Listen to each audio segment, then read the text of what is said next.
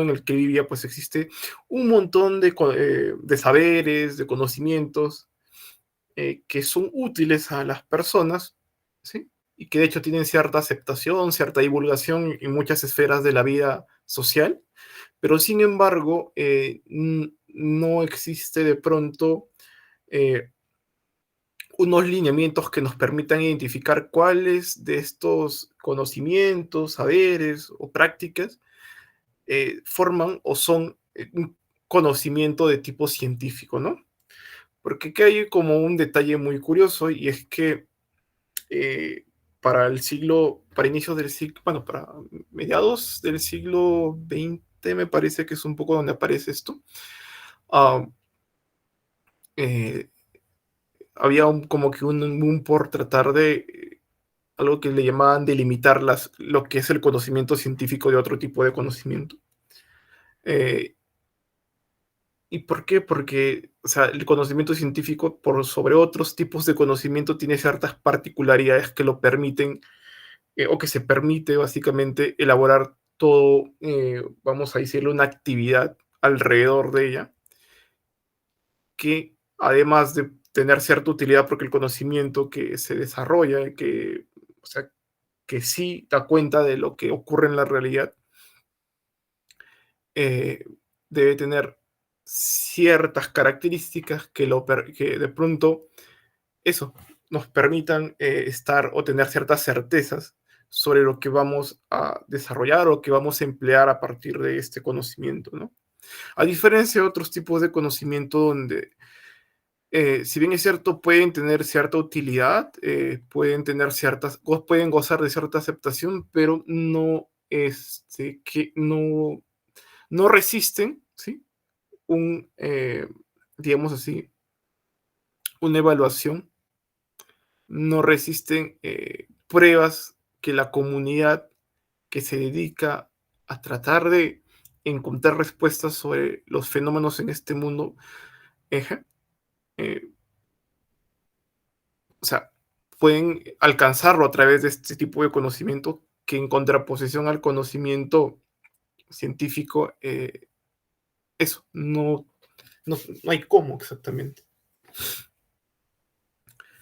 Y bueno, entonces en esa línea Karl Popper saca su teoría del conocimiento en su famoso libro. Este libro,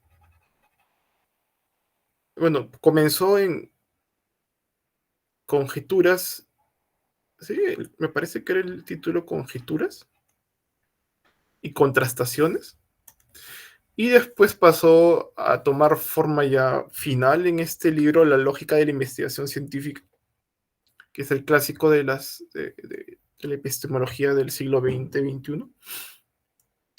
Y ya. Pero ¿qué ocurre? Que, bueno, como toda teoría, es una teoría de corte enunciativo, ¿sí?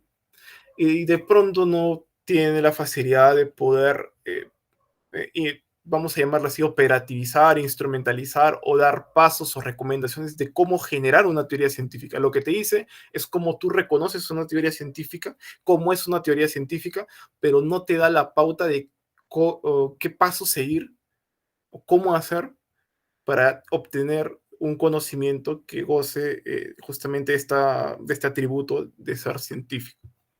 Entonces, no existía en la teoría de Popper, habían sí, de pronto, vamos a decirlo así, ciertas pautas, ¿sí? Pero esas pautas, o llámale así, cierta recomendación, estaba más orientado a resolver o de pronto a, vamos a decirle así, más que resolver, estaba orientado hacia el plano de las ciencias naturales, ¿sí? La física, la química, la biología. De hecho, hay ejemplos, ¿no? De cómo es que de pronto la actividad de la observación puede, bueno, la actividad de observación en campo. Un momento, por favor. Este, ya, listo. Como le decía, esa está enfocado, tenía de pronto cierta facilidad para poder conversar con las ciencias naturales, pero no así para las ciencias sociales. De hecho, ahí problematiza en cierta parte del libro sobre si las ciencias sociales son o pueden ser objeto de conocimiento científico o no, ¿no?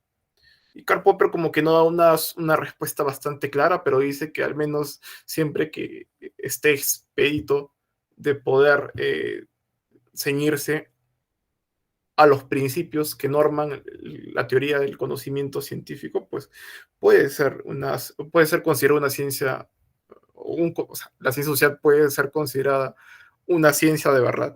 Eso es lo que dice. Así que bueno, como les decía, esta teoría del conocimiento de Karl Popper, entonces, son pautas de qué es, cuáles son sus atributos, sus características, pero sin embargo, no hay una forma de cómo instrumentalizar esta teoría para generar como pasos de cómo construir y cómo estar seguros de que es una teoría científica. Entonces, es ahí donde llega, ¿sí? Nuestro amigo Adolfo Figueroa, ¿sí?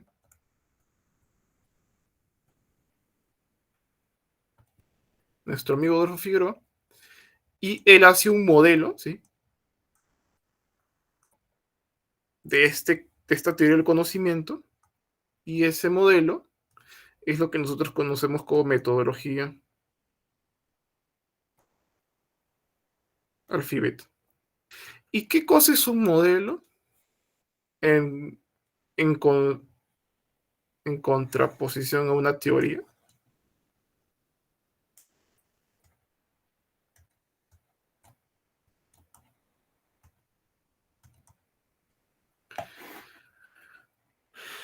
En este punto, ¿deberían saber qué es un modelo y qué es una teoría?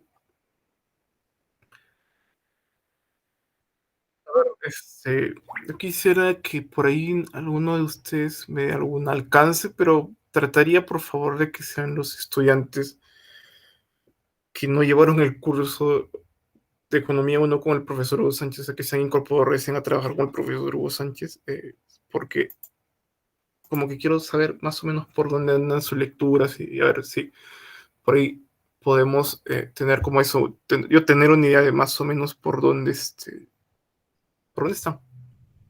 ¿Alguien que quiera participar?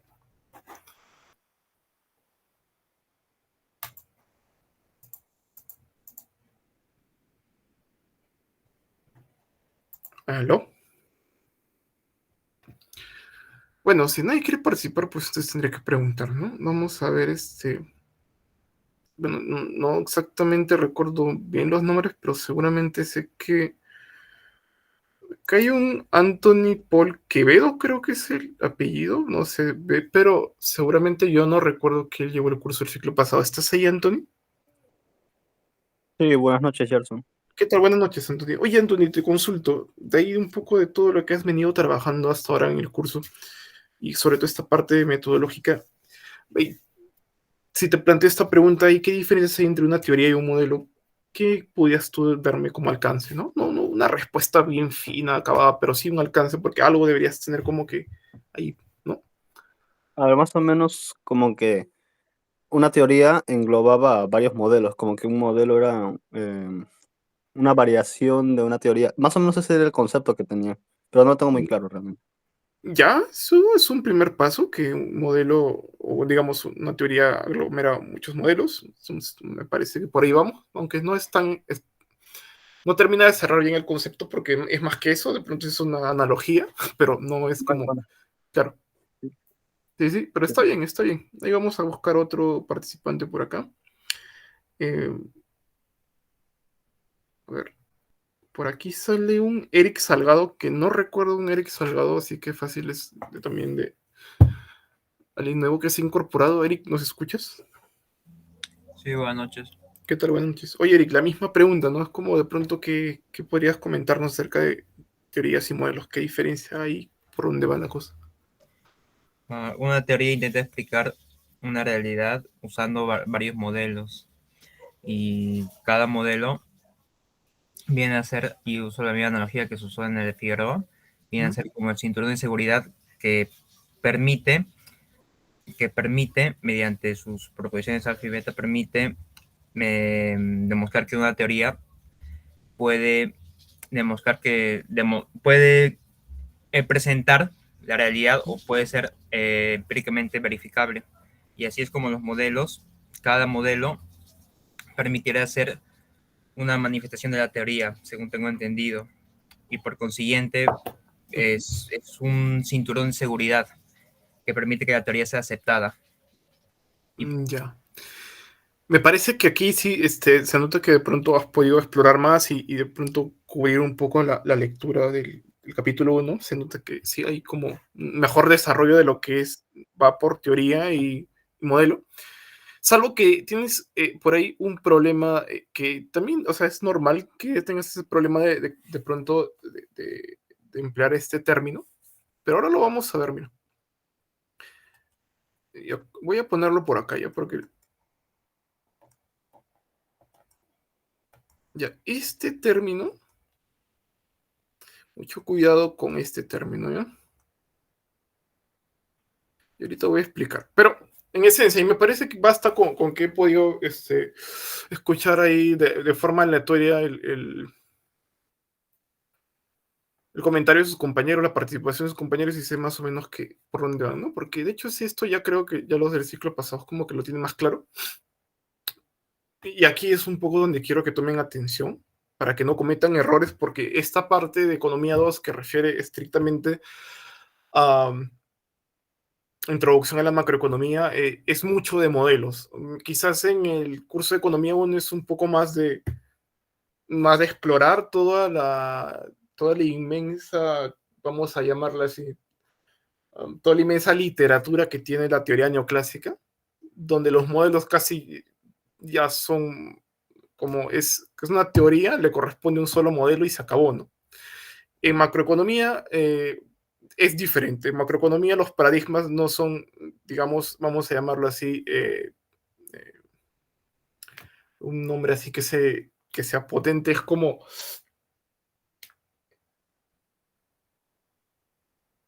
ya, los paradigmas de la macroeconomía descansan sobre una eterna pugna entre dos teorías, ¿sí? Por tanto, no existe un paradigma único, como si lo existe en la teoría neoclásica, que es básicamente la base de la microeconomía. Microeconomía es sinónimo de teoría neoclásica y teoría neoclásica es sinónimo a todo el desarrollo que ha hecho Walras a través justamente de todo el engranaje del estudio eh, del mercado, ¿no? Mientras que macroeconomía es una pugna constante entre neoclásicos y keynesianos. Y es por eso es que ahí el aspecto de modelo o entender lo que significa modelo va a tomar cierta importancia porque vamos a hablar vamos a avanzar y hablar bastante sobre el modelo tal, el modelo tal, el modelo tal, y es como, es requisito, creo, necesario, aquí sí, como hacer una introspección bastante amplia de lo que es modelo, ¿sí? Y, y por ahí un poco eso, cómo se relaciona con la teoría. Y es correcto lo que dice aquí el amigo Eric, si no me equivoco, en la medida que, a ver, el modelo, ¿sí? Como decía, de alguna forma permite que nosotros podamos llevar a cabo, ¿qué cosa? Digamos, podamos llevar a cabo la fase de contrastación de la teoría. Eso es algo bastante cierto, pero de esta forma, ¿no? Toda teoría, ¿sí? Acuérdate esto, toda teoría es una abstracción de la realidad, ¿sí? Toda, toda teoría es una abstracción.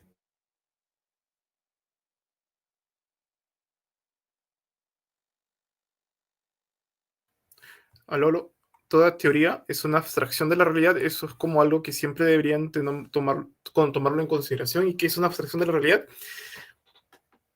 Ese es otro detalle bastante curioso que quizás tienen que también resolverlo. Ocurre que el funcionamiento del mundo o sea, ya estamos aterrizando sobre algo que es realidad, o sea, sobre el objeto de estudio de las ciencias sociales. Y las ciencias sociales tienen como objeto de estudio, ¿qué cosa? La relación entre individuos, ¿sí? Es un poco como el ámbito de estudio de las ciencias sociales, son las relaciones que existen entre los individuos que habitan, obviamente, este mundo. Entonces, muy específicamente, ¿sí? Bueno, en general para todas las ciencias sociales en general, salvo la antropología, porque la antropología todo es un mundo, ya, o sea, si alguna vez por ahí se encuentra con un antropólogo, no hablen de estas cosas porque no les van a entender y tampoco van a querer entenderlos y tampoco es necesario que entiendan porque ellos tienen otra forma de otro tipo de epistemología con la cual trabajar, ¿ya? Pero un sociólogo, un politólogo, geógrafo, un arqueólogo les va a entender bastante bien.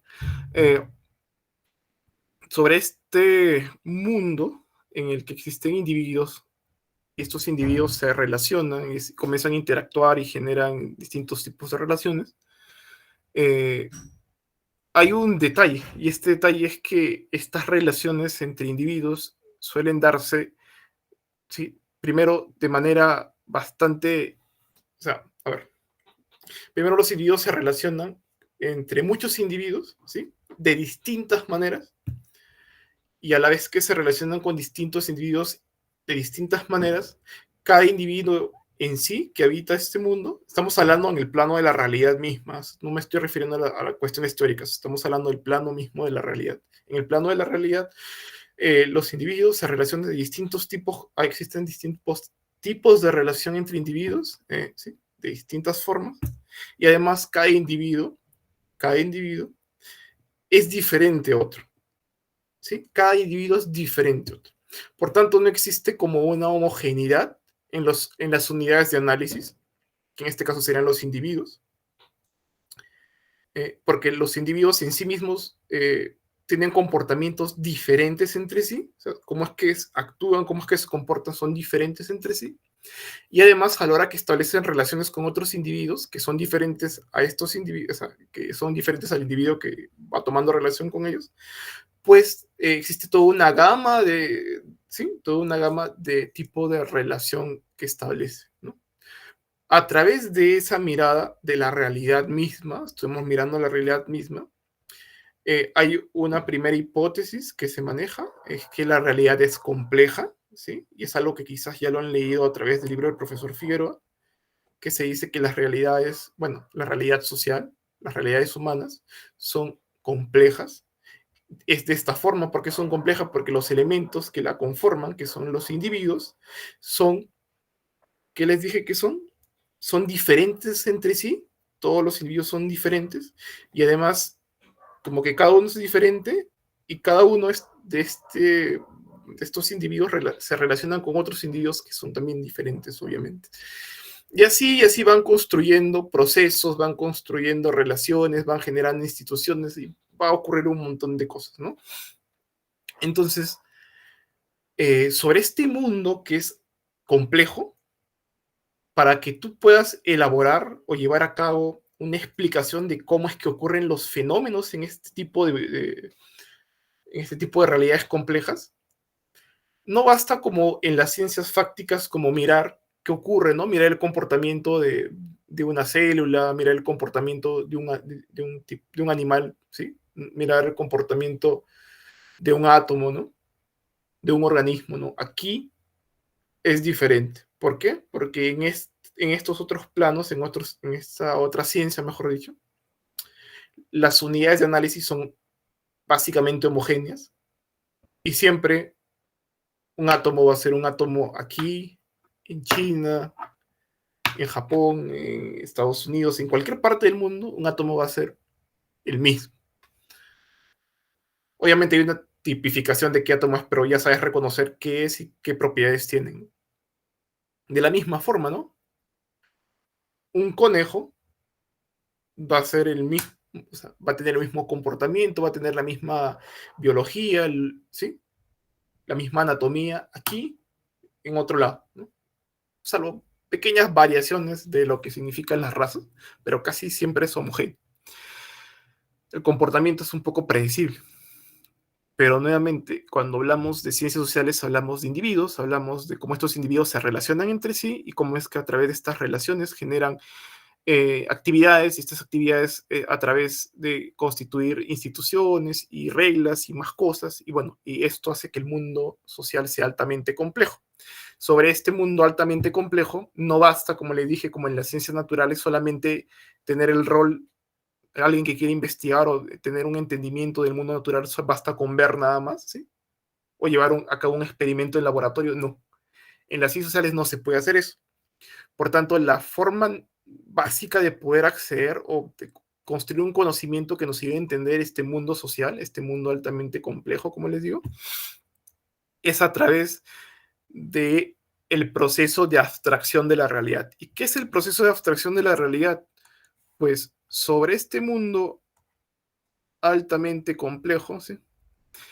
A ver, de hecho, tengo un material que trabajé el ciclo pasado aquí con los muchachos y creo que nos puede servir para ver algunos ejemplos, así que lo voy a compartir. Voy a buscarlo. Esto era...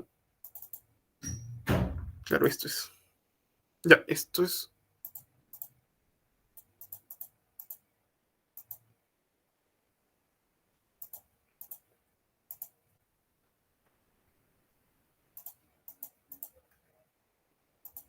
Ya.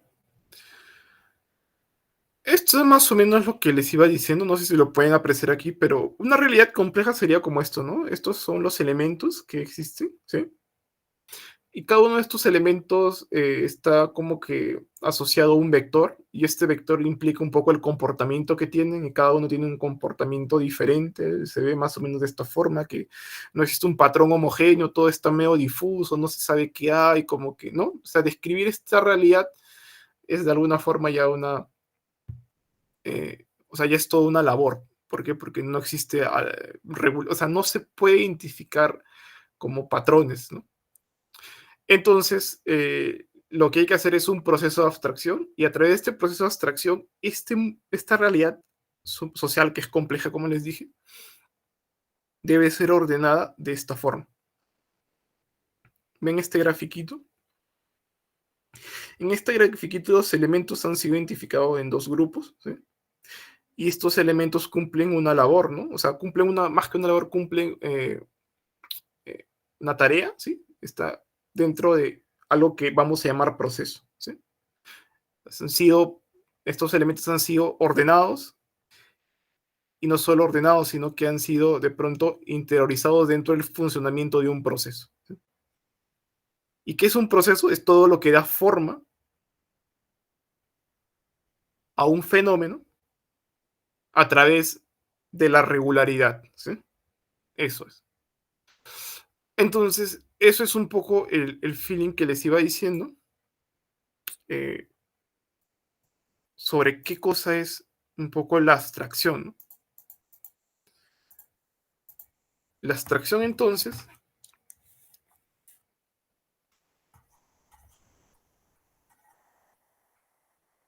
la abstracción es... ¿Dónde está esto? Aquí está. Ya. La abstracción, entonces, ¿qué es? La abstracción, básicamente, vamos a ponerlo en estos términos, es llevar a... Espera un momento, acá está. Es llevar a cabo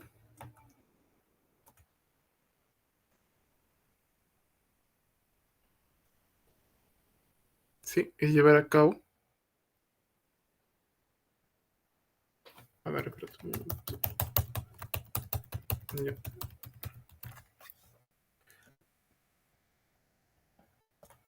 La abstracción es llevar a cabo, llámala así, un ejercicio que permite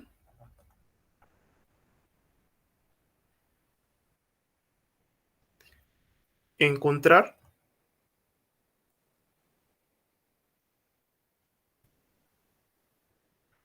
las características esenciales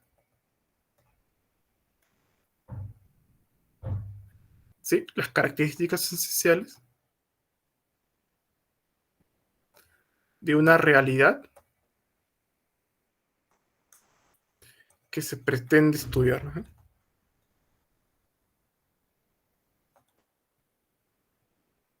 Eso es el proceso de abstracción de la realidad. ¿Sí? Lleva a cabo un ejercicio que permite encontrar las características esenciales de una realidad que se pretende estudiar. Entonces, estas características esenciales que dan forma, ¿sí? ¿Sí? Que dan forma. ¿Por qué esas características esenciales? Porque en esta realidad, o en estas realidades sumamente complejas que tienen muchos elementos y estos elementos interactúan entre sí y es como les comentaba hace un momento bastante dificultoso hacer un seguimiento. Nosotros debemos como hacer eso, ¿no? Tratar de ver dentro de toda esta, dentro de toda esta complejidad, ¿sí?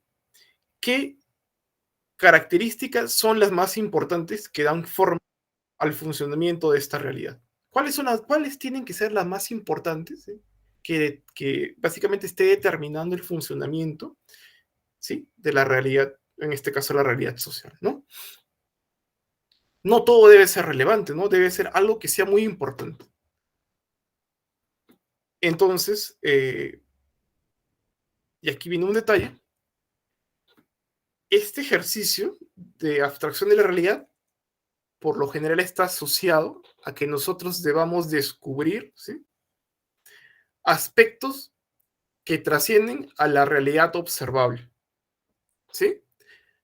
Hay cosas que definitivamente no se pueden observar a simple vista, hay detalles o hay cosas que ocurren y que dan explicación a toda esta compleja realidad social que no se pueden observar a simple vista y por tanto yo debería establecer esos patrones también.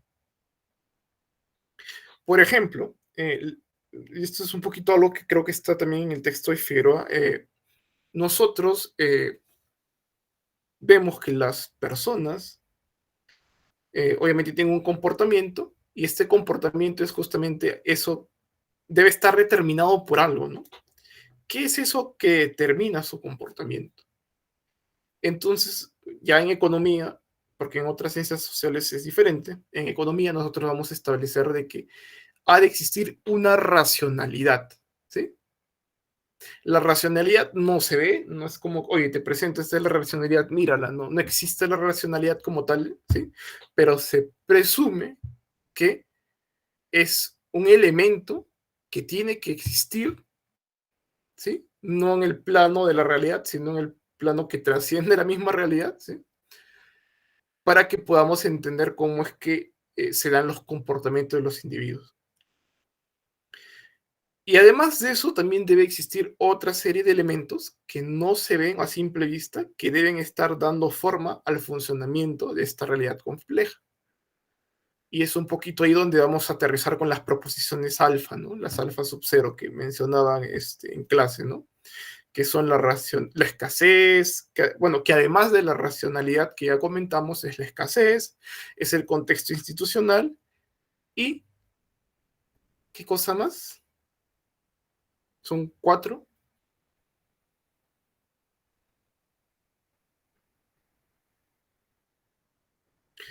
Además de la racionalidad, el contexto institucional y la escasez, hay un postulado, una suerte de subcero, Función de producción. Exacto. Ese es el detalle. Las relaciones tecnológicas que están caracterizadas por la función de producción con la que operan los individuos es un elemento que tampoco es observable y que definitivamente existe o debería de tener incidencia en estas realidades y que es esencial para poder explicarlas, ¿sí? Entonces, esto de levantar estos supuestos alfa sub cero se hace a través justamente de la técnica de la abstracción. Bueno, básicamente de la actividad de la abstracción, ¿no? Eso es. Entonces,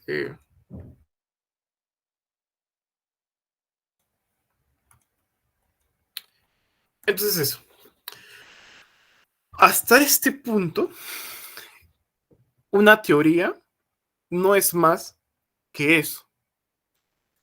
Es un conjunto de proposiciones que pretenden encontrar las características esenciales, ¿sí?, en el funcionamiento de una realidad, ¿sí?, que, ¿sí?, en el funcionamiento de una realidad que para nuestro caso es la realidad social, ¿sí? Y esa es la teoría. Nada más que eso. Obviamente, a través de estos postulados uno va entrelazando una explicación. Tiene los postulados que serían como eso. Los postulados es eso que está permitiendo explicar lo que está sucediendo, aconteciendo en estas realidades complejas. ¿Qué suceden, acontecen en estas realidades complejas? Fenómenos, ¿sí?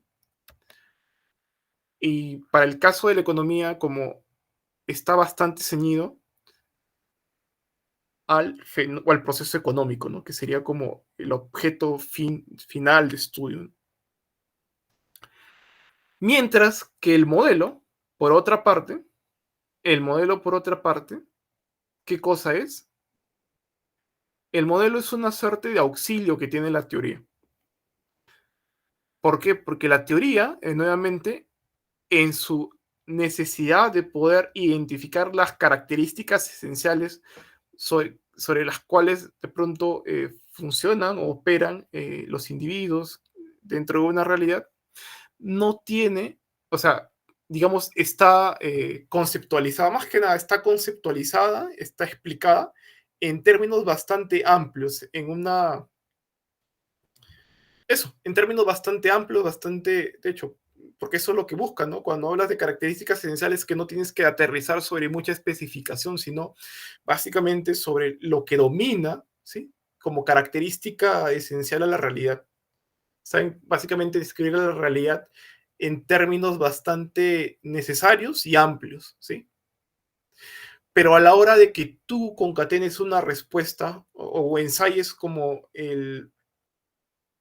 sí, como que ensayes la respuesta a cómo explicar cierto fenómeno dentro de esta realidad, pues vas a necesitar tener cierto grado de particularidad para poder explicar justamente estas relaciones de causalidades entre los elementos que se asocian a un fenómeno, ¿sí? Y bajo esa consideración, la teoría ya no te puedes dar o no te puede ser bastante útil, ¿no? Más bien te dificulta porque a la vez que ha hecho el trabajo de sintetizar, de tener esta suerte de característica esencial de toda la sociedad, pues queda, justamente queda esta conceptualización o esta teorización en términos bastante generales, amplios, y de repente tú quieres determinar o resolver, eh, explicar un fenómeno que toma cierta particularidad dentro de este complejo mundo. Entonces, vas a ver que la teoría no te va a ayudar, ¿sí? Y para eso vas a requerir hacer cierta especificidad, ¿sí? Vas a requerir hacer cierta especificidad sobre la realidad que estás estudiando, y esta especificidad generalmente los textos le dicen como simplificación,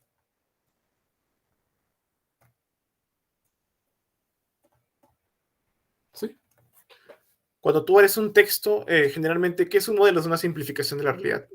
¿Y por qué es una simplificación? Porque vas a asumir que la realidad se reduce, o sea, de pronto de estas categorías tan abstractas y amplias que engloban toda la sociedad, vas a darle un atributo que va a simplificar las características de esta sociedad. Asimismo, si tú dices, por ejemplo, que una sociedad, ¿sí?, que en una sociedad las personas solo producen un tipo de bien, un solo tipo de bien, este atributo o esta característica particular que tú has dado, que es que las personas solo producen un tipo de bien, ya es una simplificación de la realidad, ¿sí? No estás tratando de explicar la realidad ¿sí? No estás tratando de explicar la realidad en términos, nuevamente, en términos amplios, en términos que cubran o abarcan toda la complejidad de la sociedad, sino en algo bastante, o sea, estás como que dándole un atributo, una característica bastante resumida del mundo. Y esto es, por ejemplo, que los individuos, por ejemplo, eh, elaboran o bueno, básicamente producen un solo tipo de bien. Eso es, por ejemplo, esto le vamos a llamar, y creo que ya lo conocen, como supuesto auxiliar. ¿Sí? Esto es algo, esto que les dije aquí, que le da cierta especificidad a la teoría que es abstracta, que es como amplia, que es generalizante. Le da cierta especificidad y te permite más adelante poder desarrollar un marco analítico, ¿sí? Un marco analítico en el que tú puedes hacer uso, más que hacer uso, puedes resumir en un sistema de ecuaciones y puedes derivar relaciones entre elementos, ¿sí? Que componen esta realidad para un determinado fenómeno. Y eso es el modelo. El modelo permite a la teoría poder llevar a cabo, o por más que poder llevar a cabo, le permite al modelo establecer relaciones de causalidad entre variables que obviamente están en la teoría, ¿no? Por lo tanto, el modelo simplifica la realidad de qué forma, que le da cierta especificidad a la teoría, que la teoría, como nuevamente les digo, es abstracta, está referida a la realidad en términos amplios, en términos que tienen que cubrir todo, o sea, tienen que cubrir lo más esencial de la realidad, ¿sí? Le da cierta especificidad y a través de esa especificidad, la teoría puede llevar a cabo, la teoría y estas especificidades pueden, pueden conjeturar, pueden desarrollar o levantar eh, herramientas, o sea, marcos analíticos que permitan analizar las variables de estudio. Y estas variables de estudio, que vamos a identificar como endógenas y exógenas, eh, justamente van a encontrar esa relación de causalidad a través de ellas. Entonces, eso es lo que hace un modelo. Un modelo te permite la teoría, que permite llevar a cabo, ¿sí? Permite llevar a cabo, o más que permite llevar a cabo, permite establecer relaciones de causalidad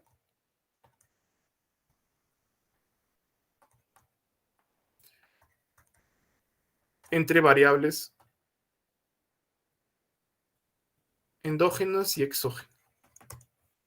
Sin la ayuda de los supuestos auxiliares, que es propio del modelo, las teorías, difícilmente podrían llegar a establecer relaciones de causalidad. Sería muy complicado, sería una actividad bastante complicada porque tendrías que trabajar todo en el lenguaje de la lógica proposicional.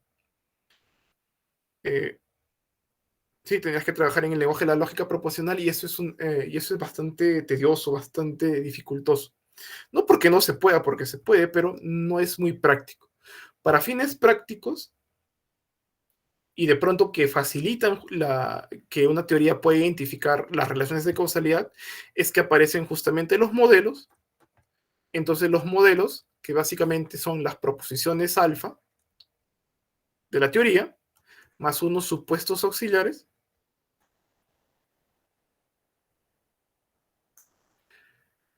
permiten desarrollar marcos analíticos, o sea, ¿sí? Pueden ser representados a través de marcos analíticos, ¿sí? Marcos analíticos o esquemas formales es básicamente lo que refieren algunos textos, que permiten derivar, ¿sí? Relaciones de causalidad.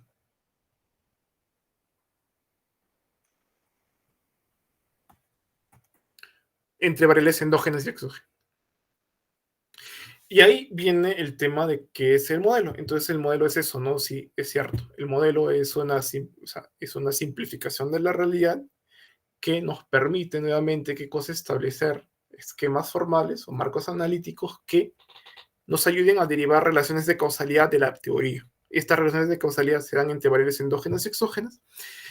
Y ese es el modelo a diferencia de la teoría. Y ahora, ¿por qué todos dicen esto de que el modelo es una... Esto lo han repetido, ¿no? Que el modelo o los modelos son una... O mejor dicho, la teoría es una familia de modelos. Porque este supuesto auxiliar, ¿sí? Puede ir cambiando. Tú tienes una proposición alfa y le agregas un supuesto auxiliar, un conjunto, ¿sí? Un conjunto de tú le añades un conjunto de supuestos auxiliares,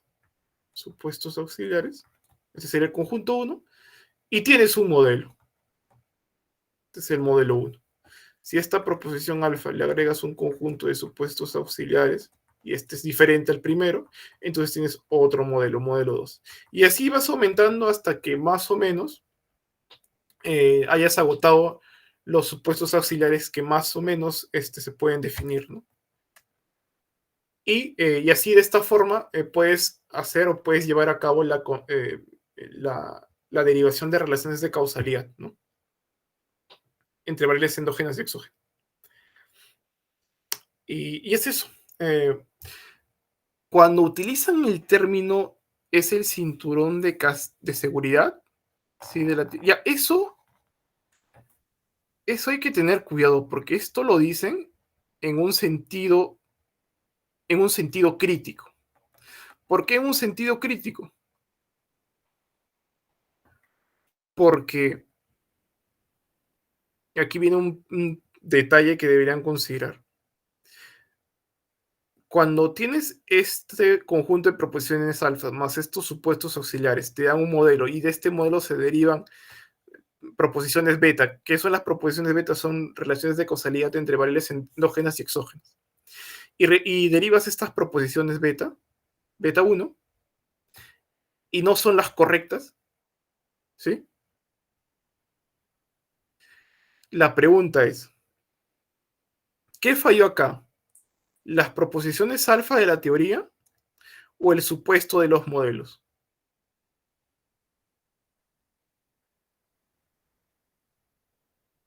Muchos dicen Los que supuestos. está bien, ¿no? Que de repente los supuestos del modelo están mal, ¿no? Y cambias otro modelo. Y de repente no te da y cambias otro, ¿sí? Y así hasta agotar todo lo que puedas, ¿sí? Ajá. Y la pregunta es, solo cuando has terminado de agotar toda la permutación de diferentes supuestos auxiliares, te vas a convencer de que, ¿qué cosa? De que lo que está mal no son los supuestos auxiliares, sino que está mal. ¿Qué es lo erróneo ahí?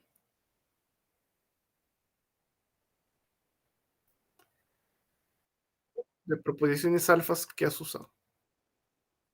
Pero, ¿por qué eso es un problema?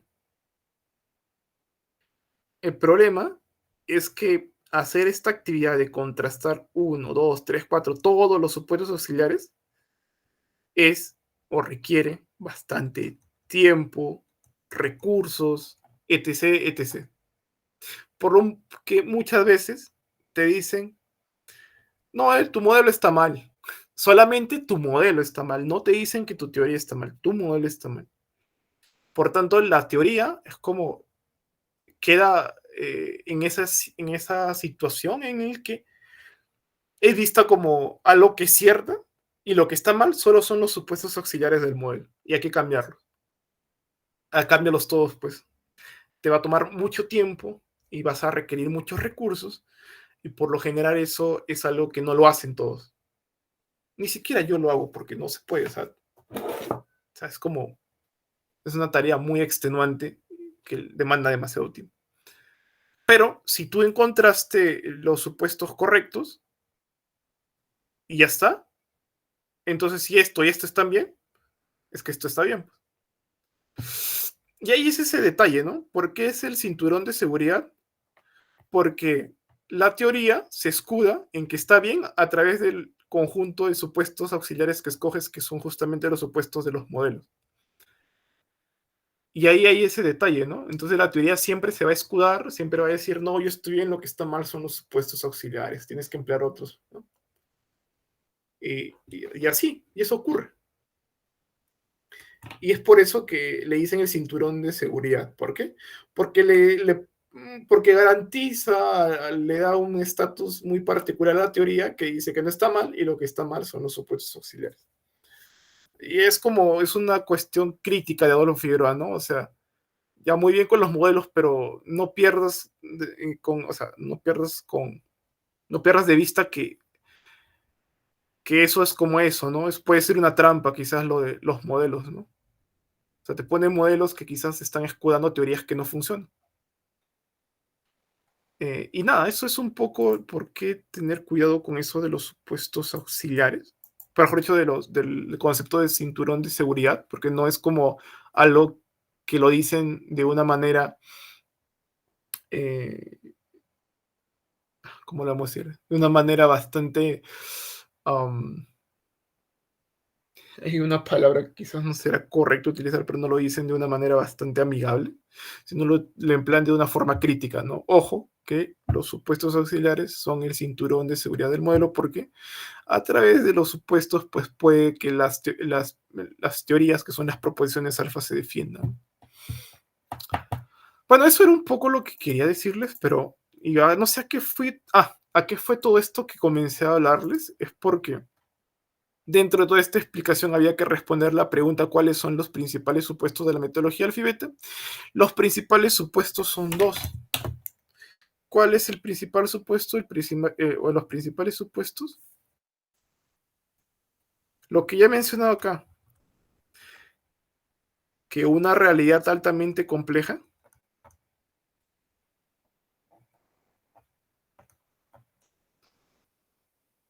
puede ser, mejor apúntenlo porque es como que no me está escribiendo bien ahorita, no me está agarrando bien el driver.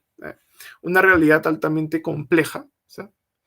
puede ser eh, puede ser objeto de conocimiento científico siempre y cual esta realidad compleja pueda transformarse o pueda ser representado a través de un proceso, ¿sí? Ese es un supuesto básico. ¿Y qué implica un supuesto? Que los fenómenos que ocurren, que de pronto son el foco de interés del investigador, ¿sí? De la persona que está llevando a cabo un estudio, tenga regularidad, ¿sí? Presente regularidades y estas regularidades puedan eh, eso, puedan describirse, puedan representarse, ¿sí? Eso es un proceso. Ese es un supuesto fundamental. Sin ese supuesto, sin el supuesto de que las realidades complejas pueden representarse a través de a través de procesos, de patrones de regularidad que se repiten, entonces no hay forma de que eso pueda ser objeto de conocimiento científico. Y para eso es como lo que les decía, no sé, un ejemplo que siempre utilizo. Vamos a buscar ahí la participación de algún amigo. A ver,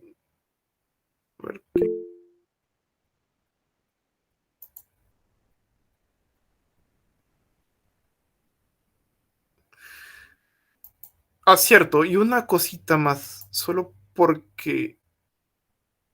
para mí, solo como favor les quiero pedir a todos, a mí no me digan profesor, a mí solo díganme Gerson, ¿está bien? No me digan profesor. No me gusta que me digan profesor, ¿ya? Y ya saben que no me gusta porque si me dicen profesor, van a ver cómo los voy a mirar, ¿ya? A ver, y respondiendo a la pregunta de David Espinosa, me dicen que los supuestos auxiliares son arbitrarios. Los que son arbitrarios son las proposiciones alfa y los supuestos de cierta manera también lo son, porque no hay una regla para establecer un supuesto auxiliar, ¿no? El supuesto auxiliar simplemente se emplea en la medida en que tú quieres estudiar algo muy particular dentro de un fenómeno, ¿no? Si quieres estudiar, por ejemplo, algo que ocurre A nivel de mercados, pues entonces es necesario que tú determines ciertas características del mercado, ¿no? Si es de competencia perfecta, si es de competencia monopolística, o si es un duopolio, si es un oligopolio. Por ejemplo, esos detalles, o esos supuestos auxiliares, están guiados, están referenciados a través de lo que tú quieres estudiar o lo que quieres dar a conocer, ¿no? Mientras que las proposiciones alfa, que son los supuestos de base, esos sí son arbitrarios. Esos no requieren de un sustento, simplemente se establecen bajo el criterio de la persona que está llevando a cabo el, eh, la teorización. ¿Sí? Entonces, un supuesto principal de la metodología alfa y beta, ¿qué cosa es? Es que um, eso, de que las realidades complejas deben ser ¿qué? Deben, pueden o deben poder ser representadas a través de ¿qué? De procesos. Procesos. Exacto, es un supuesto. Si la realidad que tú pretendes estudiar no la puedes representar a través de un proceso, la realidad compleja, ojo, entonces no vas a encontrar o no vas a poder llevar a cabo la metodología alfabeta. Y esto es sencillo, ¿no? Por ejemplo,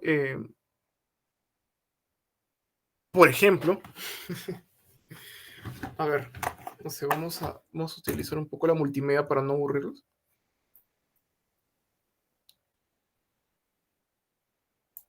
A ver.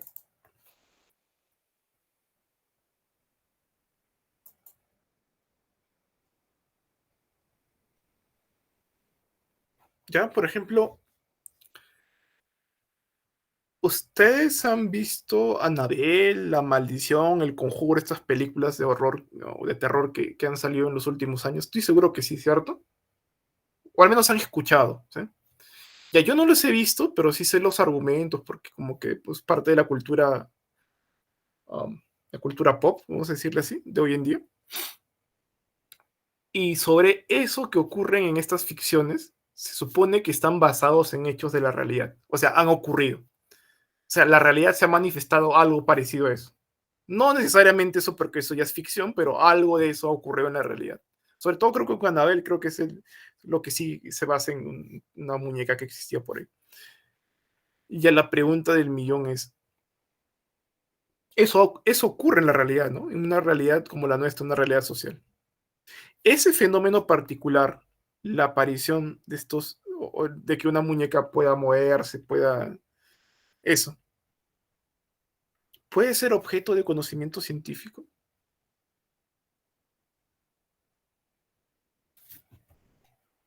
Abrí un micrófono para los amigos.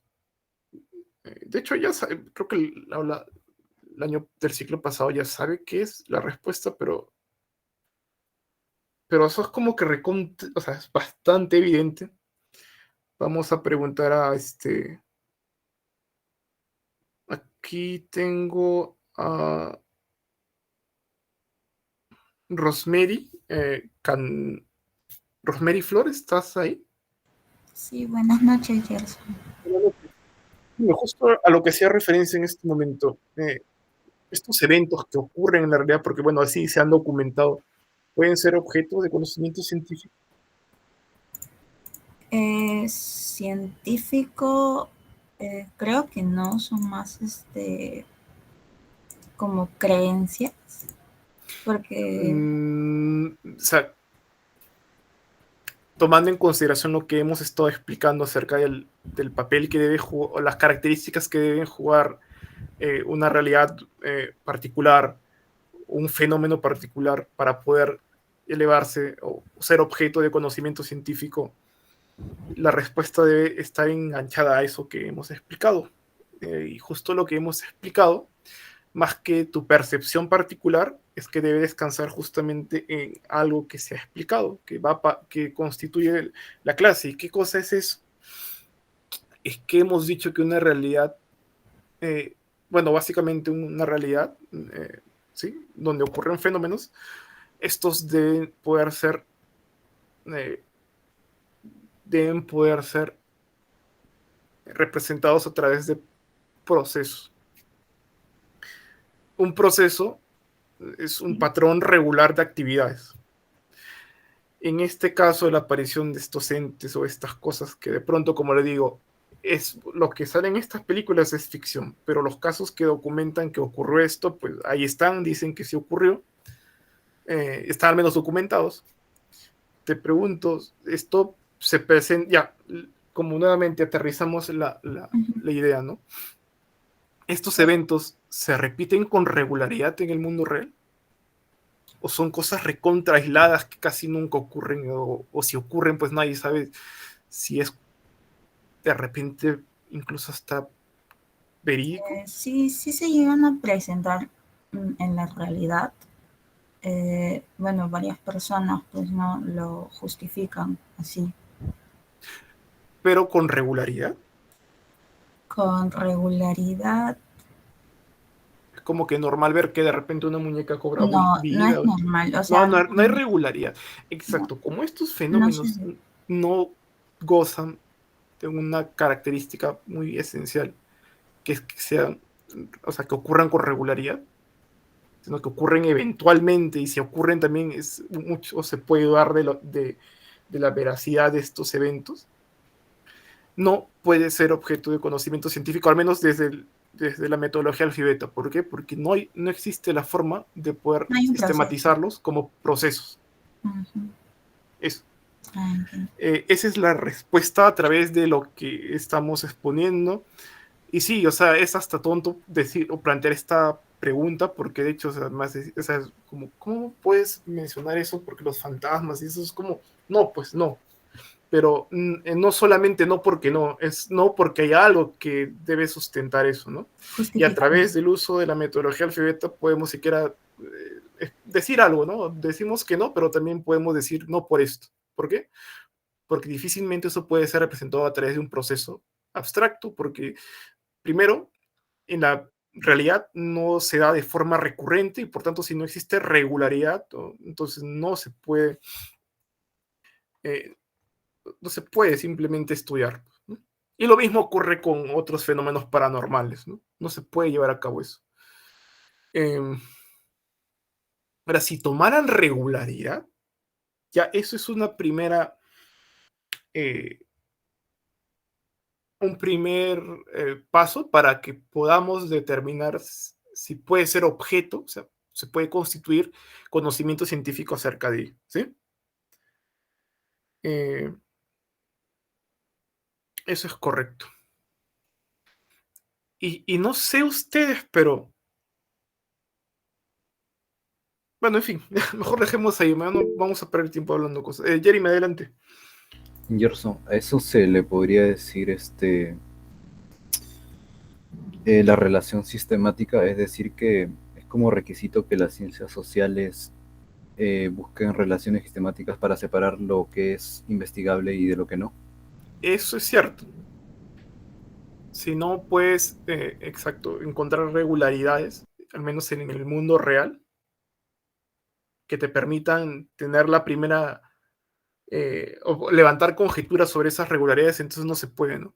No se puede, no puede ser objeto de conocimiento científico. Eh, y otro detalle más, eh, que hay que considerar como supuesto, o como supuesto de la metodología, o supuesto, claro, un supuesto con el que descansa la metodología alfabeta, es,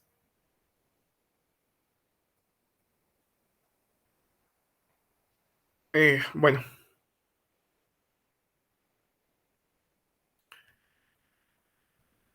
es que nosotros tenemos, o sea, si bien es cierto, o sea, hemos identificado regularidades, ¿sí? O deberíamos identificar patrones de regularidad en la realidad que nos permita justamente llevar a cabo la realización o la conjetura de un proceso. Estos procesos, ¿sí? ¿Sí? deben permitirnos encontrar o caracterizar elementos como variables endógenas y variables exógenas.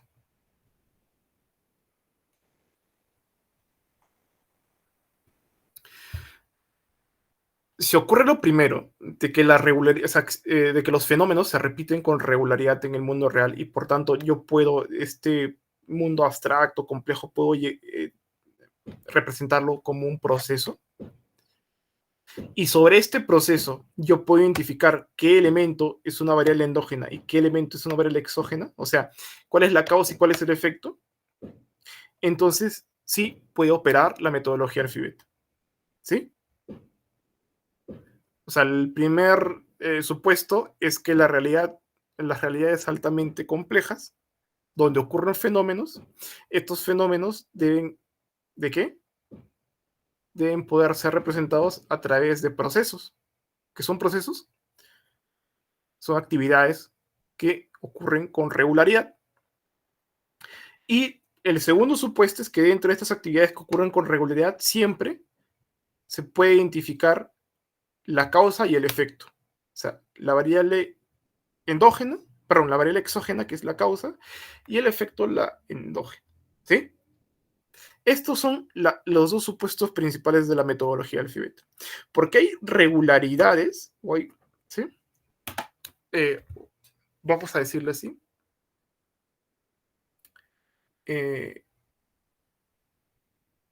Claro, hay ciertas regularidades que suceden, o eventos, vamos a llamarlos fenómenos con regularidades que suceden, donde identificar variables exógenas y endógenas es difícil porque muchas veces no existe claridad sobre qué es lo que está ocasionando algo. Eso es un poquito más denso, pero lo importante es que dentro de los elementos que existen en la realidad tú puedas discernir los cuáles es exógeno y cuál es endógeno. No existe la forma en que tú puedas decir que un elemento es endógeno y exógeno a la vez. Eso no existe. Si no puedes discernir qué elementos son exógenos y endógenos, entonces no puedes levantar conocimiento científico acerca de ello. Eso es como un precepto o un supuesto principal de la metodología Alfibet. Que puedas llevar a cabo nuevamente, ¿sí? Que puedas llevar a cabo este proceso de abstracción. Y en este proceso de abstracción puedas hacer o recrear esta realidad compleja como si fuera un proceso. Y además, dentro de este proceso, debes identificar que los elementos eh, que los elementos que explican o están en la órbita del acontecimiento de este fenómeno puedan determinarse como endógenos y exógenos. Con estos dos supuestos es que se responde esto de aquí. ¿Cuáles son los principales supuestos de la metodología Alfibet? Esos dos. Y pasamos a responderla. Bueno, las siguientes preguntas creo que las vamos a tener que dejar para otra sesión, porque quiero avanzar lo que ocurre más adelante. Vamos a responder las preguntas que están más en el bloque 2, en el bloque 3, mejor dicho. Porque tenemos media hora y en esa media hora como que hay que avanzar con esto.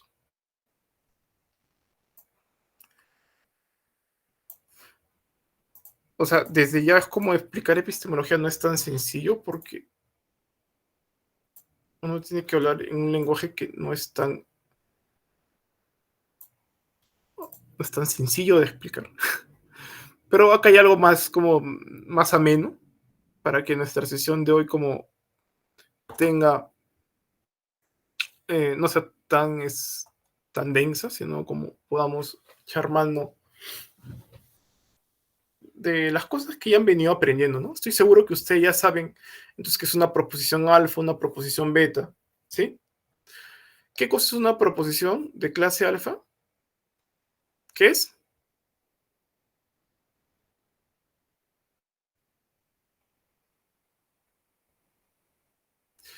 Esto es una abstracción, ya lo dije hace rato.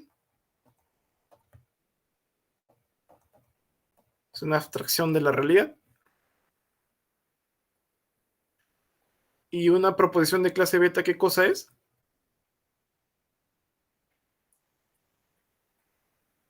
Son todas aquellas relaciones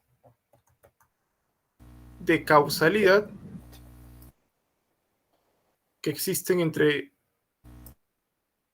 ¿Entre qué? Variables exógenas y endógenas. Claro, entre variables exógenas y variables endógenas. Ya. Esto ya lo deben saber.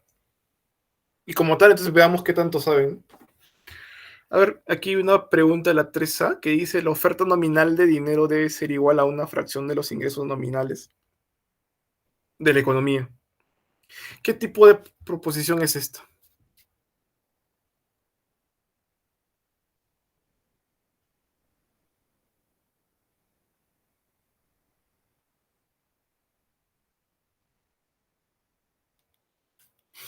¿Qué opinan? ¿Qué tipo de proposición es? ¿Una proposición de tipo alfa o de tipo beta? A ver, ahí para todos, ¿no? En general, participen todos los que necesiten ahí. Como que Gerson, ¿puede ser una preposición alfa? ¿por qué es una proposición alfa, Araceli? Porque en sí en el enunciador no estamos tipo determinando una relación de causalidad, sino estamos diciendo que debe ser igual a una fracción. Pero esto es una abstracción de la realidad.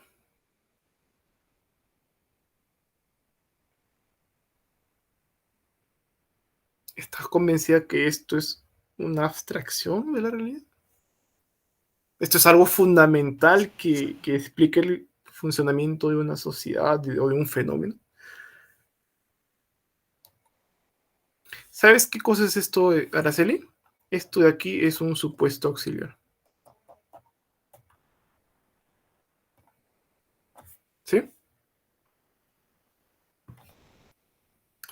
¿Por qué es un supuesto auxiliar? Porque esto identifica el equilibrio.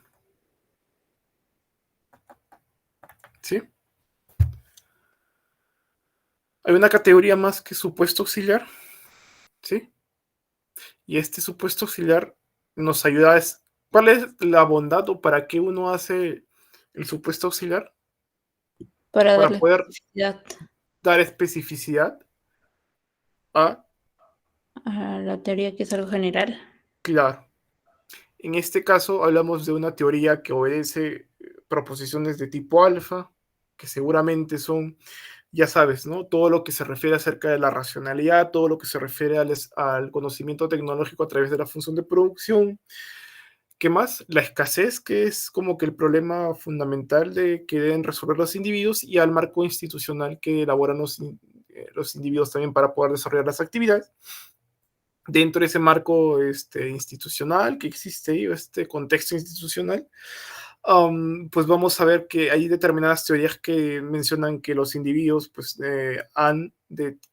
¿sí? han de crear una entidad que provea de dinero a los individuos para que puedan desarrollar la transacción comercial, ¿sí?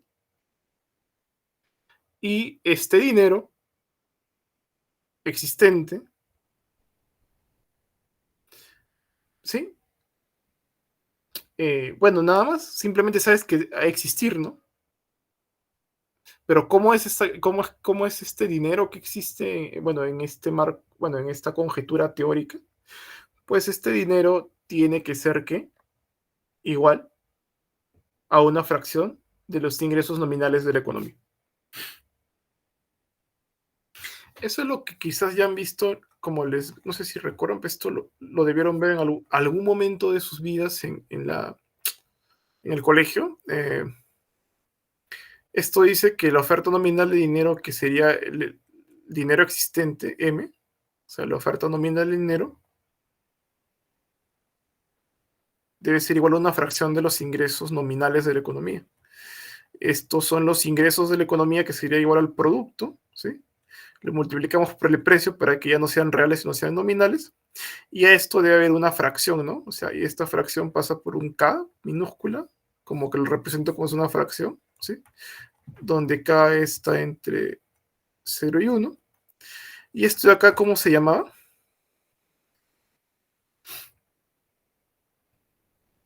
¿Se acuerdan cómo se llama eso?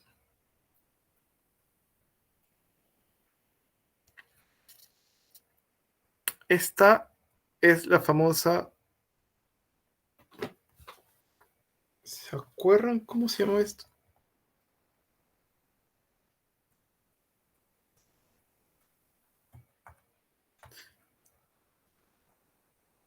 ¿No se acuerdan?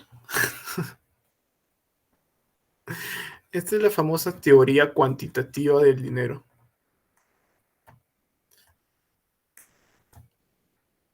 ¿Esto lo han tenido que ver en el colegio o en excepción? Cuando se han preparado en el examen de admisión viene esto, ¿no? O sea, deberían saber esto.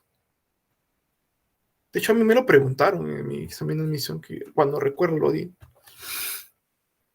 Esa es la famosa teoría cuantitativa del dinero, ¿no? Y de hecho es un supuesto auxiliar porque de hecho nos permite formalizar un modelo. Mira, acá hay la primera relación que establezco a través de qué? De esto.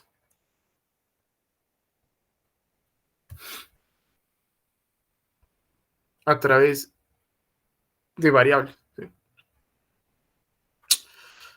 Bueno, esa es una. A ver, la otra es frente a... Bueno, a todos les ha quedado claro que no es una proposición alfa ni tampoco es una proposición beta. ¿A todos les ha quedado claro eso? ¿Y por qué es un supuesto auxiliar? ¿O hay alguien que tiene como alguna duda sobre por qué es un supuesto auxiliar? Porque más o menos expliqué que esta realidad, bueno, en alguna teoría, ¿sí? En alguna teoría determinada, la teoría ha tenido que explicar que los individuos necesitan tener un medio de pago, un medio de pago para hacer o desarrollar actividades de transacción, actividades de comercio. Y entonces ahí básicamente aparece la idea de moneda, y esta moneda que tiene que ser igual, pues tiene que ser igual. Bueno, no hay ninguna referencia adicional, ¿no? Pero este supuesto auxiliar te dice que esa moneda circulante o este dinero circulante, pues tiene que ser igual a una fracción del ingreso que ganan los habitantes. Entonces te está ordenando, te está dando cierta especificación sobre los elementos que forman parte de la teoría. Es un supuesto auxiliar. Y no es una proposición beta porque no establece una relación de causalidad. Este supuesto auxiliar está referido al equilibrio, ¿sí?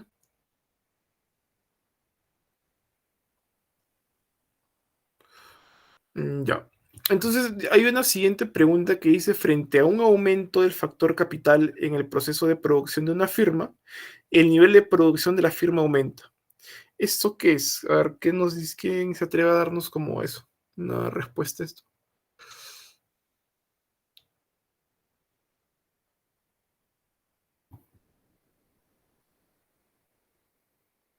¿Es de clase beta? Claro que es de clase beta. ¿Por qué el fundamento de eso? Porque es una proposición de clase beta. Porque podemos identificar, como usted dijo, la relación. Y ahí Claro. la...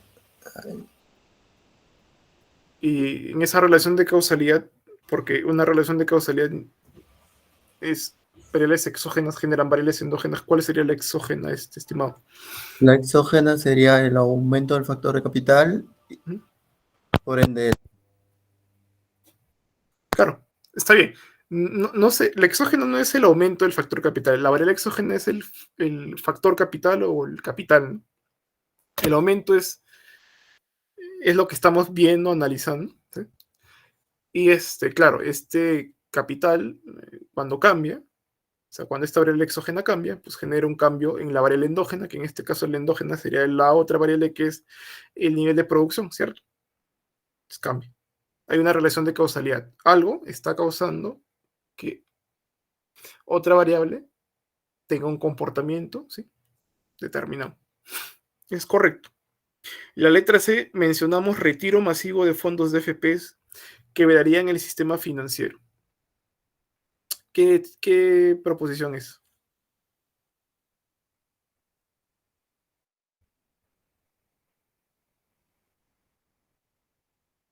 A ver, alguien que... También una proposición beta. También es de clase beta. Ajá, ¿y cuál sería ahí las variables bueno, como si es una proposición beta, se tiene que identificar la relación de causalidad que debe quedar claro entre los elementos, o sea, las variables exógenas y endógenas. ¿Cuál sería la variable exógena ahí? La exógena serían los fondos, Los fondos de la FP. ¿Y cuál sería la endógena? el sistema financiero. Ajá, el sistema financiero. ¿El sistema financiero se puede medir?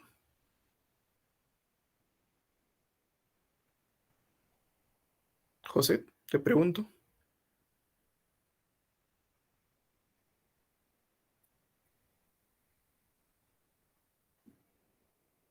O Jeremy, tú también respondiste. ¿El sistema financiero se puede medir?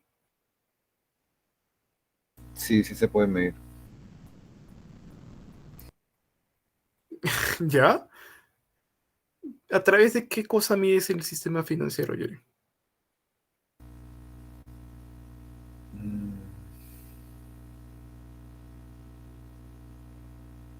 Mediante los datos empíricos sería ¿Cuál es cada uno el de los indicador en todo caso? indicadores. Los indicadores, ajá. ¿Qué indicadores serían?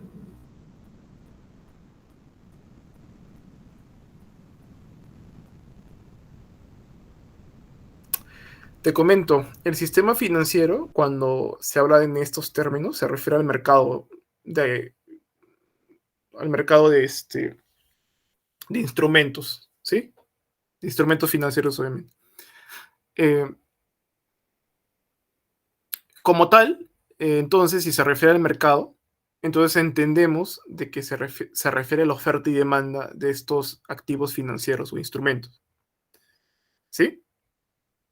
Cuando hablan de quebrar el sistema financiero, hablan de que la oferta y la demanda van a entrar en colapso, ¿sí? O sea, de pronto va a ocurrir algo que va a alterar la estructura del mercado y que lo va a poner en una situación donde las transacciones o sea, se dificulten, no se puedan dar de una manera adecuada.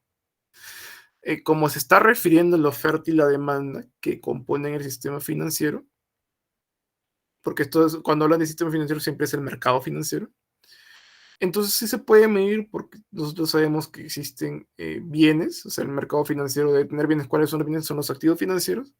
Y tenemos componentes de demanda que serían los precios, que obviamente se resuelven a través de la interacción entre oferta y demanda.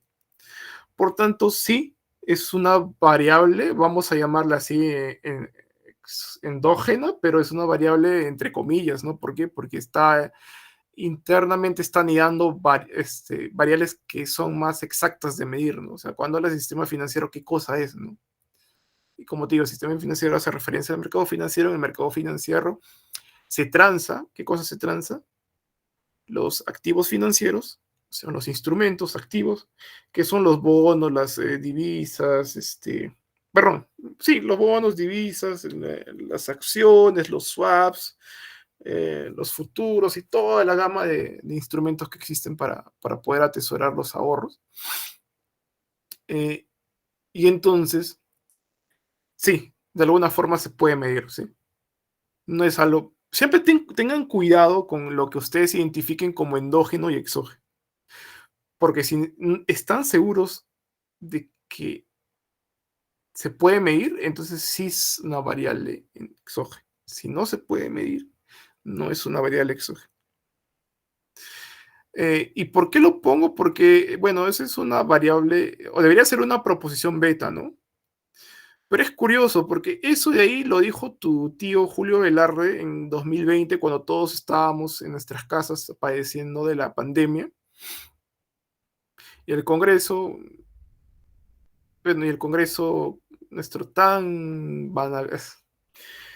Bueno, nuestro Congreso, pues que no tiene más adjetivos que de repente ya no se me ocurren qué adjetivo ponerle, pues nuestro Congreso dio como que una iniciativa interesante, que era básicamente retirar, o que las personas puedan retirar sus fondos de pensión del sistema previsional de o sea, de las AFPs, para poder aplacar los gastos de pandemia, porque en pandemia todo el mundo tenía gastos y qué mejor que, o sea, como no podías trabajar porque estabas cesado, estabas en casa, y bueno, los bonos no llegaban para todos, pues tenías que de alguna forma tener ingresos, y qué mejor forma de disponer del dinero de los ahorros que tenías a través de las AFPs, ¿no? ¿Y qué ocurrió? Pues que tu tío Velarde dijo, jamás, se fue hasta el Congreso, se sentó ahí con sus 120 kilos de peso y dijo, si ocurre este retiro masivo de fondos, no, miento, no fue Velarde, fue la tía Tony Alba, tu superministra, la ministra del Lagarto, dijo, si ocurre un retiro masivo de fondos del FP, se quebraría el sistema financiero. Yo lo recuerdo, claro, porque fueron Tony Alba y fue Julio Velarde al Congreso a exponer por qué no debía ocurrir la aprobación de la ley de retiros de fondo de FP. Y Velarde no dijo exactamente eso, Velarde dijo otra cosa más técnica, o sea, más recatado, habló algo sobre funcionamiento muy particular del tema de las FPs, pero la superministra Alba dijo eso, que el retiro de fondos crearía el FP. ¿Saben algo? Ya ha pasado ¿cuántos años? 2020, 21, 22, y estamos terminando el 2023 y el sistema financiero no ha quebrado, chicos, no ha quebrado. Yo lo dejo ahí, ustedes interpretenlo, ¿no? ¿Por qué salió a defender eso, no? ¿Por qué salió a defender el no retiro de las FP? Porque todo en esta vida no ocurre por la nada, ¿no? Nada ocurre por casualidad, ¿no? Siempre hay algo ahí, ¿no? Pero ya, eso yo le dejo para que investiguen, ¿no? A ver, la letra D.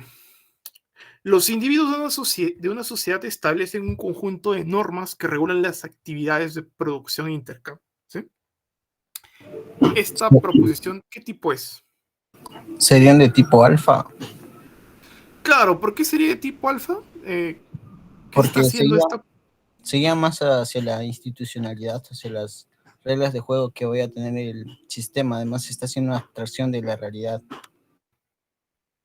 Claro, está haciendo como la referencia a que los individuos, o sea, en la realidad los individuos, hay algo que caracteriza la realidad, ¿no? Y esto que caracteriza la realidad es lo que plantea ahí, ¿no? Que los individuos de una sociedad establecen un conjunto de normas que regulan la actividad de producción e intercambio, ¿no? O sea, como caracteriza la realidad y como nosotros tenemos cierta lectura del texto de Figueroa, esto refiere a una abstracción, no solamente es una caracterización, pero que se da en el proceso o en el marco de la abstracción y se refiere al contexto institucional, ¿no? Entonces, sí es una proposición alfa.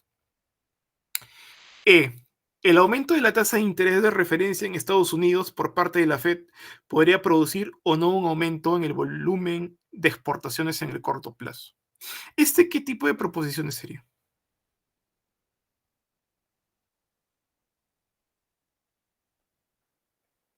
¿Qué tipo de proposición sería esto?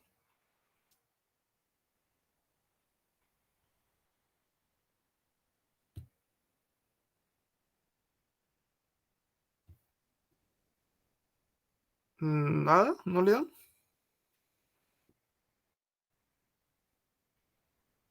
¿Sería de tipo beta? Claro, ¿por qué sería una de tipo beta? Porque vemos una relación de causalidad en la cual si es que hay un aumento de tasa de interés por parte de los Estados Unidos, generaría un aumento de volumen de exportaciones a corto plazo como variable endógena. Claro. Solo hay un problema, Cristian, con lo que tú has dicho. Y el problema, Cristian, es que tú has dicho que aumentaría el volumen de exportación. Pero este enunciado dice que podría producir o no un aumento en el volumen de exportación en corto plazo. Si una proposición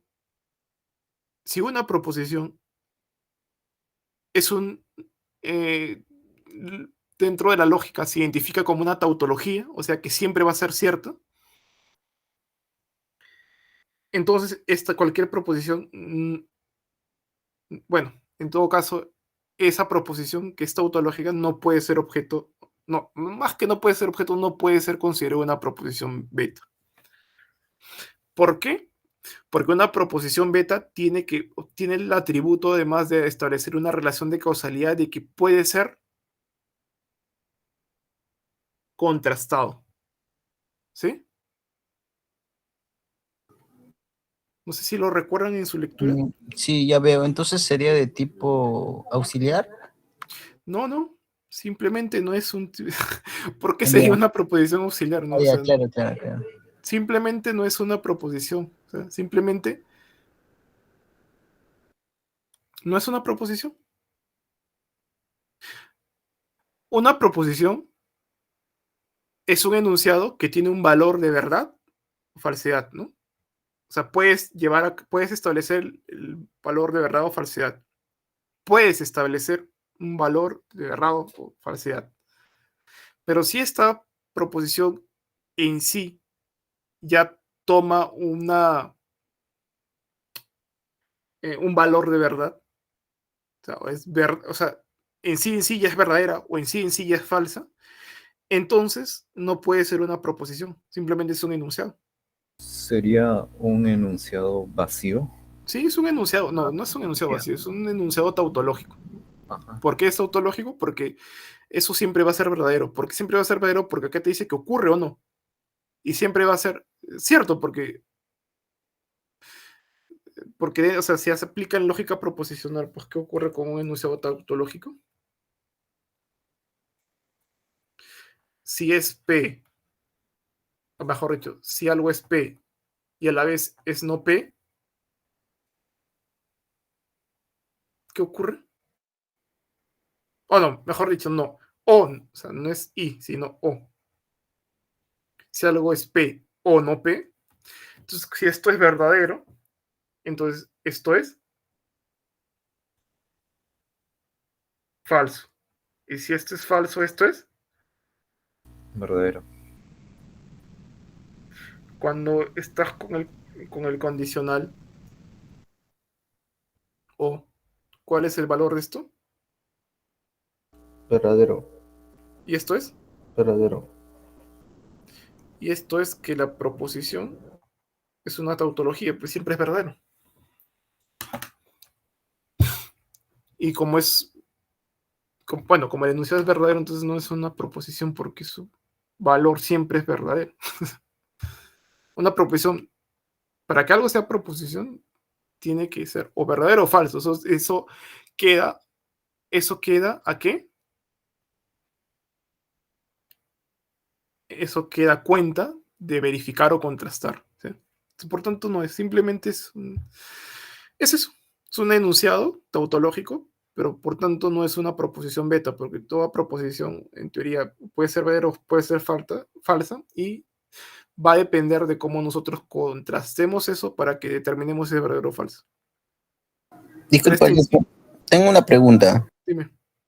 En el análisis a veces algunas variables que se consideran endógenas se pueden considerar a la vez haciendo otro análisis como una variable exógena.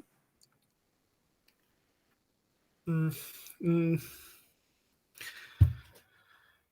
Tú puedes analizar algo dentro de una teoría y dentro de esa teoría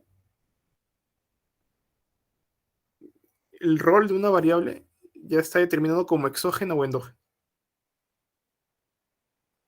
Si haces el análisis de esas mismas variables con otras teorías, ya cambia, ya es diferente.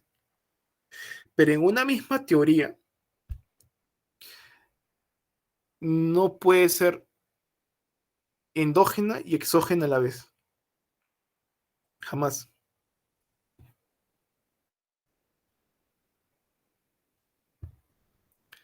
Eso es la respuesta. Ah, ya entiendo, Jefferson, gracias. Ahora, lo que no deja de ser cierto es que puedes construir o puedes armar una gran construcción, ¿sí? En el modelo mismo, que haga referencia a que una variable se determina a través de ciertas condicionantes y eso que se determinó en determinada etapa, luego pasa a otra etapa ya como explicativo. Pero eso que pasa, eso que fue explicado por determinados elementos y que luego pasa en otra instancia como explicativo, es en última instancia explicativo, pues. O sea, es exógeno. Solo que digamos, la sucesión o el ordenamiento explicativo va en un orden, ¿no? En última instancia, existe, y es lo que les decía al inicio, ¿no? Toda teoría establece o debe poder establecer sus variables endógenas y exógenas desde el inicio. Si no las establece, o no puede establecer y hay ambigüedad sobre cuál es endógeno y exógeno, entonces no puedes llegar a no puedes formar o no puedes formular una teoría.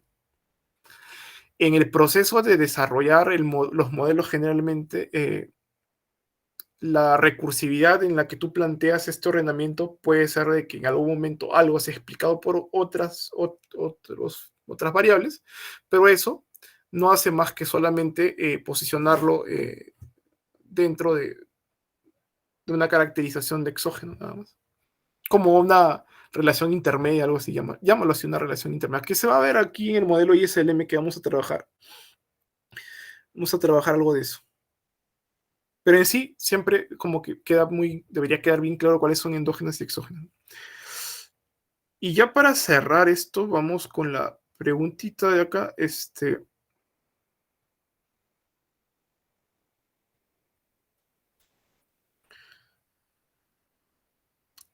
F dice: la existencia de una sola empresa que produce un tipo de bien específico con pocos sustitutos genera una pérdida de eficiencia social en el mercado.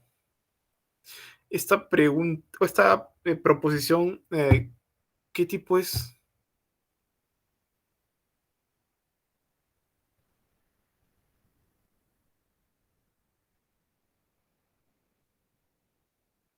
Esta de acá, por su curso de Economía 1, ustedes saben que está acá asociando esta variable que es número de empresas con ¿qué? Con la pérdida de eficiencia social del mercado. Y esta es una relación de causalidad, pues dice que bajo la condición en que solo existiera una sola empresa,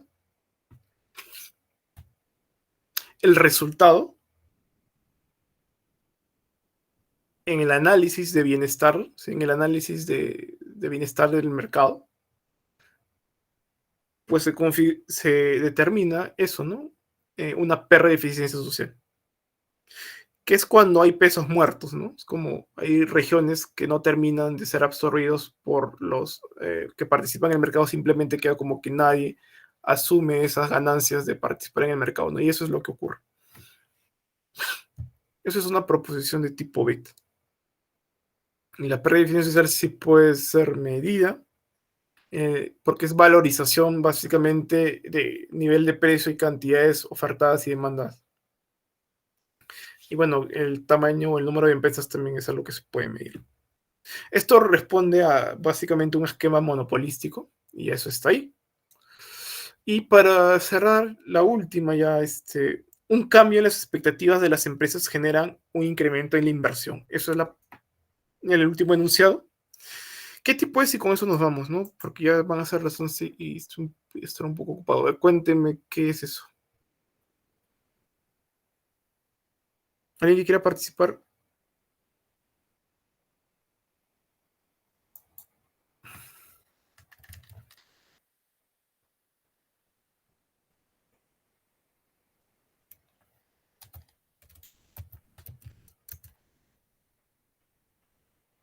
¿Nadie? Gerson, sería de tipo beta, pero no sé si es que las expectativas se puedan cuantificar. Claro, eso es cierto. Ya, en la medida en que no se pueden cuantificar las variables, entonces no, bueno, si no se puede cuantificar una variable, entonces no es variable, porque una característica de la variable. Por eso. Para que sea variable es que tú puedes ver los cambios los cambios del valor, ¿sí? De esa variable. Si no se puede cuantificar, entonces no puedes observar el valor de la variable. Entonces ya no es una variable, porque no es variable porque no puedes observar el cambio de ese elemento. Y como no es una variable, y las proposiciones beta tienen que ser variables, entonces eso no es una proposición beta. Las expectativas, dice, un cambio en las expectativas de las empresas generan un incremento en inversión. Eso es lo que siempre te dicen, ¿no? Un cambio en las expectativas de la empresa genera un incremento en inversión. Ajá. Es lo que nos dijeron, ¿no? Entró Pedro Castillo y los precios subían. ¿Por qué? Porque las empresas que vieron a Pedro Castillo, que era un comunista, que bla, bla, bla, bueno, era un torpe, debe de ser las personas más torpes que han estado en el cargo público. Pero bueno, eso es lo que nos vendieron, ¿no? Que era que los precios subían. ¿Por qué? Porque las empresas dejaron de invertir, porque Pedro, bla. ¿Ya? Pero es curioso, ¿no? Ahora los precios suben y ya no está Pedro Castillo, ¿no? ¿Y qué pasa con la inversión? O sea, es como, a ver, lo que quiero decir con ese ejemplo es que generalmente cuando los economistas no pueden explicar algo, sobre todo en macroeconomía, te dicen que eso es resultado de las expectativas, ¿sí? Siempre. El diario Gestión, otro journal que tiene que ver esto con temas de actualidad. Y siempre que preguntan a un analista experto, las expectativas, te dice. Claro, claro que sí, campeón, las expectativas, dile. ¿Cómo midiste las expectativas? No se puede medir las expectativas. ¿Puede haber un ejercicio riguroso para poder medir expectativas? Sí. ¿Lo hacen los analistas? No lo hacen. ¿Por qué? Porque para medir expectativas requieres de un estudio bastante, bastante complejo y bastante caro. Incluso el Banco Central tiene ahí encuestas de expectativas que lo publican cada 6 meses, creo. Y eso es cualquier cosa. Y eso es cualquier cosa porque cuando yo trabajé de analista en la Cámara de Comercio de Lima, en el área de estudios económicos, o sea, esta encuesta se la pasaban al directorio y el directorio nos lo pasaba a nosotros y llena la encuesta de expectativas. Y esa encuesta de expectativas te decían cómo tú crees que le va a ir a la economía dentro de un mes. ¿Cómo crees que le va a ir? ¿Ya? Y, o sea, ni siquiera garantizaban de que la persona respondiera a ciencia. O sea, ni siquiera garantizaban que esa respuesta era de las personas adecuadas a las que tenían que entrevistarnos. O sea, simplemente le mandaban un correo y ese correo lo rotaban por ahí y alguien lo tenía que contestar y nosotros lo contestábamos y ya. No sé si me entienden esto lo que les quiero decir. Es que para tener una medición de expectativas requieres de un diseño estadístico bastante riguroso, bien diseñado. Y aún así también es difícil llevar a cabo o encontrar esto de las expectativas, ¿no? Porque muchas veces en las entrevistas te dicen cualquier cosa. Oye, ¿tú cómo ves la economía de acá a 5 años? ¿No? Y la persona, pues, te dice, ¿no? Yo veo que el escenario está mal, pero podemos mejorar. Otro dicen, yo veo que está bien, pero podemos mejorar. Ya, pero eso cómo se relaciona con otros determinantes, por ejemplo, con la inversión. Y es algo complejo, ¿no? Porque no necesariamente las expectativas determinan la inversión. No necesariamente. Teóricamente dicen que o sea, teóricamente se establece que sí, que las expectativas juegan un rol importante en la medida en que las empresas llevan a cabo el proceso de inversión, sobre todo ahora que vamos a ver el modelo ISLM, o el modelo básico de Keynes, ahí se ve eso. Pero encontrar una medición de expectativas es algo que es muy difícil de hacer y que no se hace generalmente. ¿Sí?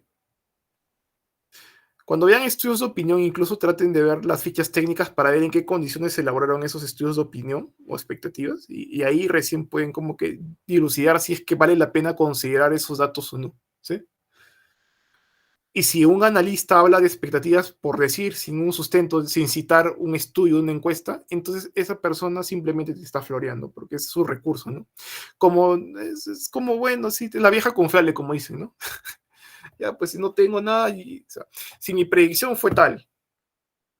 Y es lo que está ocurriendo ahorita, porque dijeron al inicio que la tasa de crecimiento del Perú al final del año iba a ser 3.5, pero al final parece que las proyecciones han alcanzado que va a ser menos de 1%, y algunos analistas están diciendo, no, es que las expectativas han caído. Es claro, pues, no, o sea, tu predicción está mal, no porque tú has hecho mal tus mediciones de las variables que tú requieres para hacer un poco esto que se llama forecasting en macroeconomía, no, no está mal por eso, está mal porque las personas que al final tenían que hacer eso modificaron su comportamiento, y su comportamiento, bueno, es culpa de las personas, ¿no? Y las expectativas, y sus expectativas cambiaron, ¿no? ¿A qué bacán cambiaron? ¿Y por qué por qué no lo pudiste avisorar? Porque no se puede medir, te dice. O si lo midieron en ese momento eran buenas, pero ahora son malas. ¿Y cómo tú sabes que en ese momento estaban bien y ahora están mal? No pudiste medirlos, pues, o sea, es como les digo, es un tema bastante pantanoso, no sé decirlo así, porque es como, siempre lo jalan para su lado, ¿no? Es como si se equivocan los economistas que hacen proyecciones, las expectativas están mal. Esa es una clásica. Ahora, el economista cero te va a decir de verdad qué está pasando, ¿no? Te va a decir, no. Lo que ha ocurrido es que, mira, en este tiempo, en este periodo, el contexto internacional tuvo, tuvo otro rumbo, tomó eh, otra característica, y esto no está en la previsión de lo que yo inicialmente calculé, y entonces fue mi culpa, y bueno, y este cambio entonces ha generado que este sea el resultado. Pero cuando tú veas economistas que te dicen que las expectativas ya cambian, ya eso ya es como te digo eso. Claro que sí, ¿no? Claro que sí. Y nada, ¿cómo es eso? Eso no es una proposición beta, ¿por qué? Porque no se pueden medir las expectativas. ¿Eh? Y Jeremy, dime para cerrar y ya nos vamos. ¿Me quisiste hacer una pregunta? Sí, Gerson, pero olvídalo. Era algo que surgió en el momento, pero ya no. Ya, no te preocupes. Ya, entonces solo. O sea, a mí me hubiese gustado tener más tiempo, pero hay que correr porque si no nos vamos a perder la última parte.